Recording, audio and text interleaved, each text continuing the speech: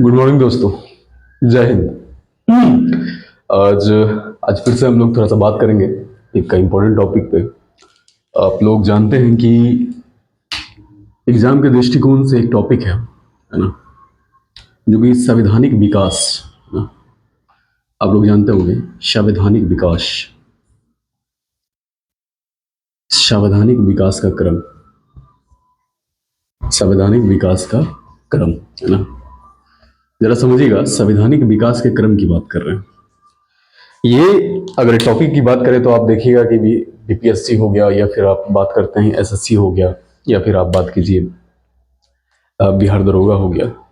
इस सब में संवैधानिक विकास क्रम को लेकर क्वेश्चन कई बार पूछा गया है ना।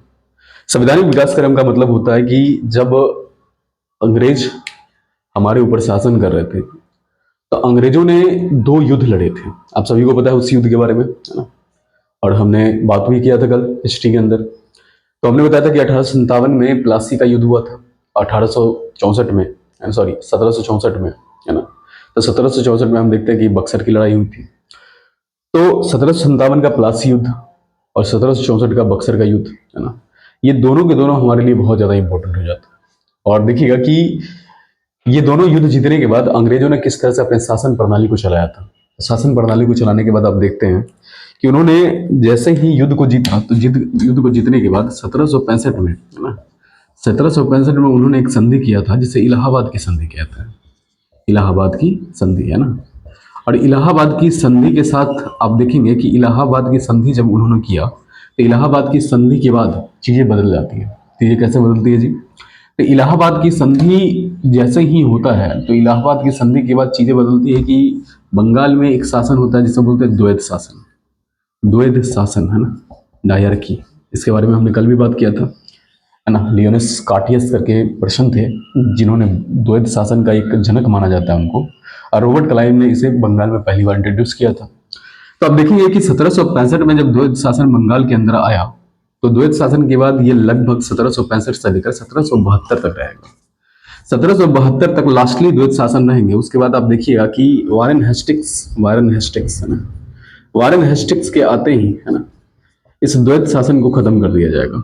द्वैध शासन को खत्म कर दिया जाएगा। और उसके बाद फिर इंग्लैंड से, है ना, इंग्लैंड से आप देखिएगा कि चार्टर और कई सारे कानून के रूप में बन के आना स्टार्ट हो जाएगा। तो आप जानते हैं कि 1773 में एक रेगुलेटिंग एक्ट आया था। 1773 में एक रेगुलेटिंग एक्ट आया था, है ना। 1773 में एक रेगुलेटिंग एक्ट आया था, रेगुलेटिंग एक्ट आया था, है ना, रेगुलेटिंग एक्ट आया था। तो 1773 में एक रेगुलेटिंग एक्ट आया था, और इसी एक्ट के बाद आप देखिएगा कि संवैधानिक विकास क्रम का जो शुरुआत है ये हो जाता है। माना जाता है कि पहली बार 1773 ये पहला ऐसा एक्ट था जिसके वजह से भारत के अंदर एक केंद्रीकरण व्यवस्था की शुरुआत हो गई थी। और इस केंद्रीकरण व्यवस्था की शुरुआत सबसे पहले बंगाल में हुई थी। और इस 1773 के एक्ट के बाद आप देखिएगा कि दो जगह हैं। एक है, आप देखिएगा कि एक है मद्रास प्रेसिडेंसी, एक है मद्रास प्रेसिडेंसी, और एक है आप देखिएगा मुंबई प्रेसिडेंसी। इन दोनों को बंगाल प्रेसिडेंसी के अंदर शामिल किया गया, है ना। अब कोई भी किसी प्रकार का जो एक्ट होगा वो एक्ट पहले बंगाल के प्रेसिडेंसी के गवर्नर से पूछा जाएगा, और तब जाके फाइनली मद्रास और मुंबई के गवर्नर्स उसको फॉलो कर सकते थे। तो आप देखिएगा कि केंद्रीकरण व्यवस्था की यहां से एक शुरुआत होती है। 1773 की अगर रेगुलेटिंग एक्ट की बात करें जरा सा हम लोग, तो 1773 का रेगुलेटिंग एक्ट क्यों जरूरी है ना। तो जैसे देखिएगा कि कुछ बातों के लिए बहुत जरूरी हो जाता है 1773 का रेगुलेटिंग एक्ट। क्या क्या बातें हैं तो उन बातों को देखते हैं, है ना। उन बातों को जरा देखते हैं, जरा ऊपर करके देखते हैं, ना, यहाँ देखते हैं, यहाँ देखते हैं, है ना। देखिएगा तो पहली बात इसमें कही गई कि जो बंगाल का गवर्नर है, जो बंगाल का गवर्नर है, जो बंगाल का गवर्नर है, वो बंगाल का गवर्नर जनरल होगा। वो बंगाल का क्या होगा जी? बंगाल का गवर्नर जनरल होगा। गवर्नर जनरल होगा, बंगाल का गवर्नर जनरल होगा। तो पहली बात बोली गई कि जो बंगाल का गवर्नर है वो बंगाल का गवर्नर जनरल होगा, है ना। इस तरह से आप देखिएगा कि 1773 का रेगुलेटरी एक्ट बता रहा है कि जो बंगाल का आधिपत्य क्षेत्र है वो ब्रिटिश भारत का आधिपत्य क्षेत्र है। 1773 का रेगुलेटरी एक्ट बता रहा है ना, कि अब भारतीयों के हाथ में शासन नहीं है, अब क्या है, तो अंग्रेजों के हाथ में शासन है, ब्रिटिश के हाथ में शासन है। ईस्ट इंडिया कंपनी के हाथ में शासन है ना। तो आप देखिएगा कि यहां पर इस तरह से बंगाल का गवर्नर, जो बंगाल का गवर्नर है, बंगाल का गवर्नर जनरल होगा। और आप देखिएगा यहीं पर है ना, बंगाल के गवर्नर जनरल के लिए एक गवर्नर परिषद होगी, है ना। और इस गवर्नर परिषद में, है ना, इस गवर्नर परिषद के अंदर, है ना, इस गवर्नर परिषद के अंदर उनकी मदद के लिए 4 अन्य सदस्य होंगे, 4 अन्य सदस्य होंगे। तो आप देख रहे हैं कि 4 अन्य सदस्य होंगे, है ना। अब देखिएगा आगे हम लोग बढ़ेंगे तो आगे बढ़ने के साथ हम देखेंगे कि यहां पर पहली बार कंपनी के ऊपर कुछ पाबंदी भी है। तो क्या है जी, कंपनी के जितने सदस्य हैं, कंपनी के जितने मेंबर्स या सदस्य हैं, कंपनी के मेंबर्स या सदस्य, कंपनी के सदस्य, वो क्या नहीं, तो किसी प्रकार का कोई गिफ्ट नहीं ले सकता है, कोई गिफ्ट नहीं ले सकता है।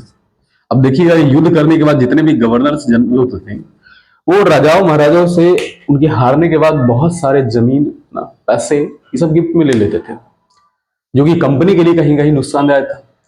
कंपनी के गवर्नर्स तो अमीर हो रहे थे, लेकिन कंपनी धीरे धीरे क्या हो रही थी, वो गरीब हो रही थी, वो रन नहीं कर पा रही थी, है ना। तो आप देखिएगा कि इसके लिए पहला बार एक आता है कि कंपनी किसी प्रकार का कोई गिफ्ट नहीं लेगा, है ना, और साथ में घूस जैसी घूस, है ना, घूस पे पाबंद लगाया गया, तो किसी प्रकार का घूस नहीं ले सकता, है ना। तो कंपनी के सदस्य, है ना। साथ ही में आप देखिएगा कि यहाँ पर जो हम देखते हैं कि बंगाल के गवर्नर को गवर्नर जनरल, गवर्नर परिषद में 4 सदस्य है ना।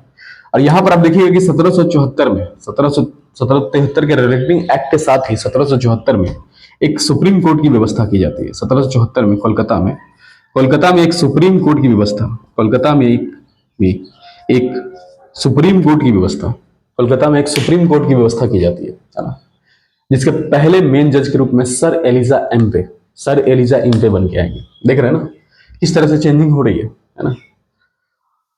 तो मामला ये था। और फाइनली आप देखिएगा कि ये जो सारी बातें हैं ये किसके अंदर बोली गई है, तो 1773 का रेगुलेटिंग एक्ट में बोला गया। तो आप देख रहे हैं कि यहां से पहली बार केंद्रीकरण जैसी व्यवस्था की शुरुआत हो गई, है ना। केंद्रीकरण व्यवस्था जैसी शुरुआत हो जाती है। एक मिनट दोस्तों।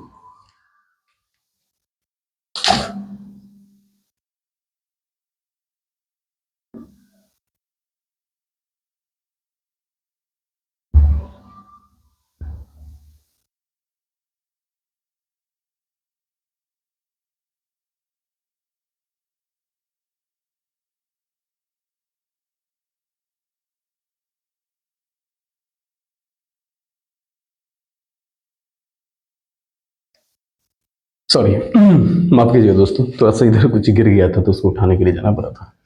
तो आप देखिएगा कि यहां पर होता क्या है कि ये 1773 का रेगुलेटिंग एक्ट है और ये किस तरह से चीज चल रही है। तो 1773 का रेगुलेटिंग जो कि संवैधानिक विकास के क्रम में ये पहला और केंद्रीकरण व्यवस्था की शुरुआत करने वाला है ना।